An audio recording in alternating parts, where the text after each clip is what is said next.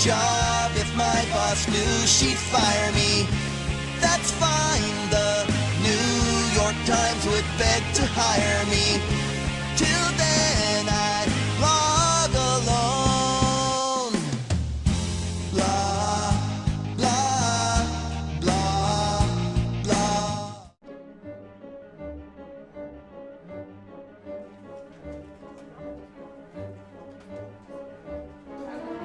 Patterson.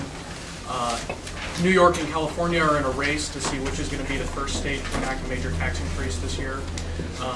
The New York, David Patterson put out his proposal of, depending on how you slice them, either about 90 or about 120 tax and fee increases at the end of last year of New York's $15 billion budget gap for fiscal 2009 and 2010.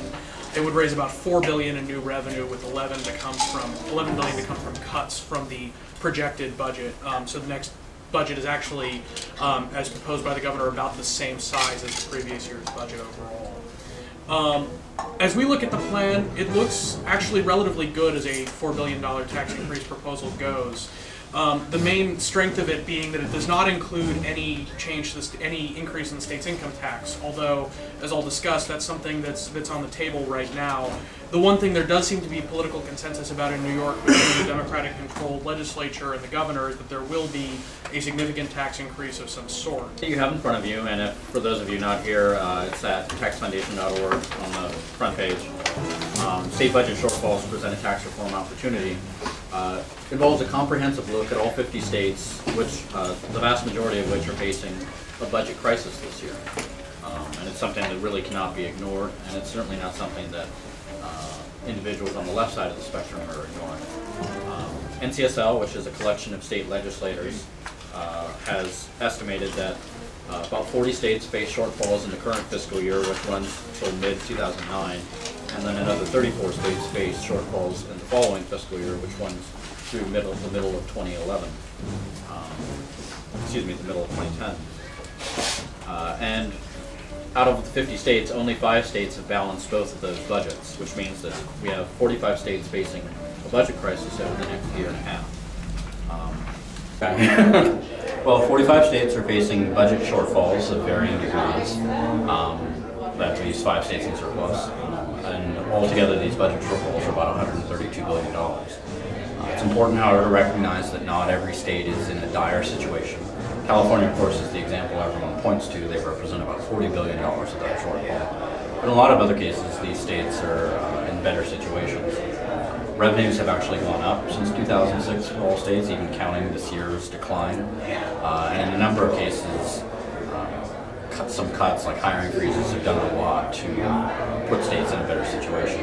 The biggest problem has been reliance on unstable sources of revenue, such as capital gains revenue, income on high-income earners, corporate taxes, punitive taxes on small groups of unpopular people like cigarette smokers and so forth. These taxes shift all of the responsibility for paying for services for all citizens to a small group of people, and they're unstable because they tend to boom in good times and drop really badly in bad times. That's why we think this is a great opportunity for tax reform at the state level, because right now the reliance on these revenues is at the lowest.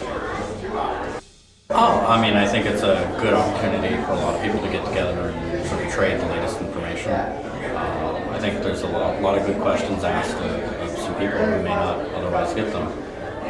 And I think bloggers have a good pulse, a good hand on the pulse of what a lot of people are thinking that may not otherwise reach some of the elected officials who come.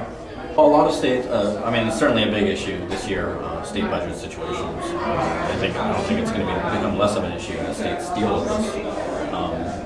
Unfortunately, a lot of it's focused on how problematic the crisis is, without putting it in the context of a multi-year budget where revenues were up during the boom and now they're down, but overall they're still higher than they were. And I think there's a lot less of a focus in the media on the causes and what can be done in the long term. So that's partly why I wrote the report, in hopes that we can focus on those two.